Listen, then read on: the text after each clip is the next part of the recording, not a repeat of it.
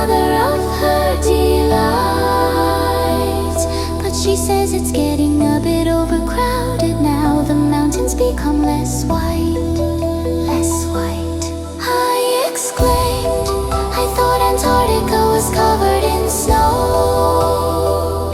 Well, said Gwen, sounds like there's much you'd like to know.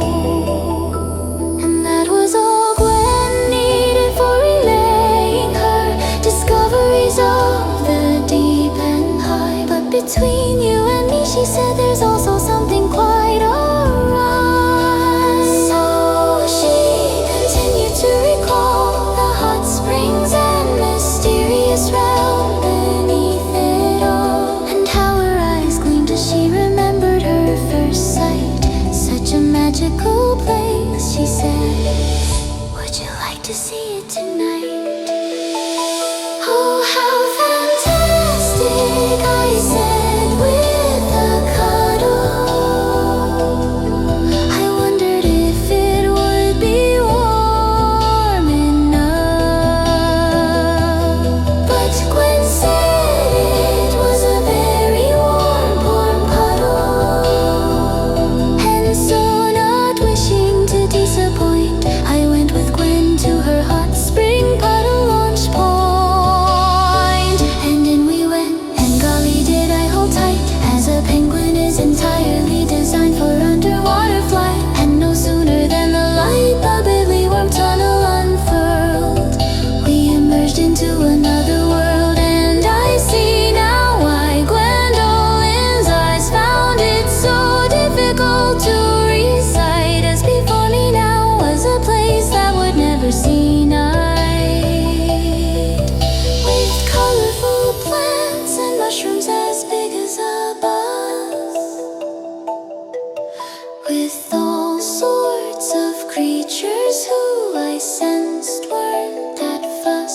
She even took me to a place where she doesn't normally go,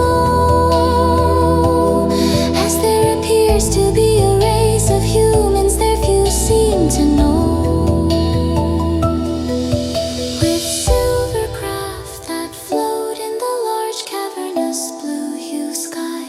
Gwendolyn said they were telepathic and that I should go say hi.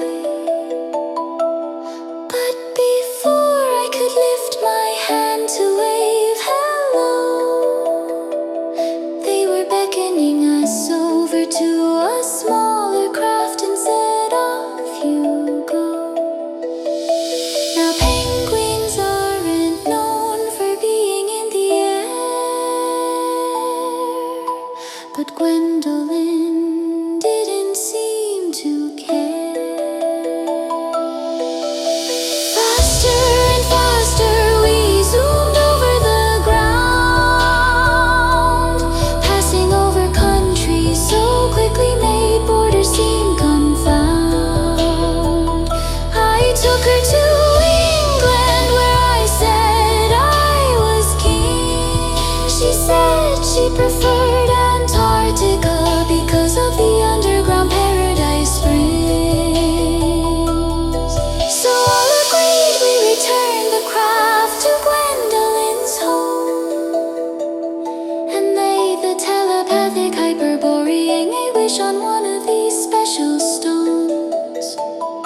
And till this day, Gwendolyn the penguin explores even more and more, while her husband guards the stones by the shore.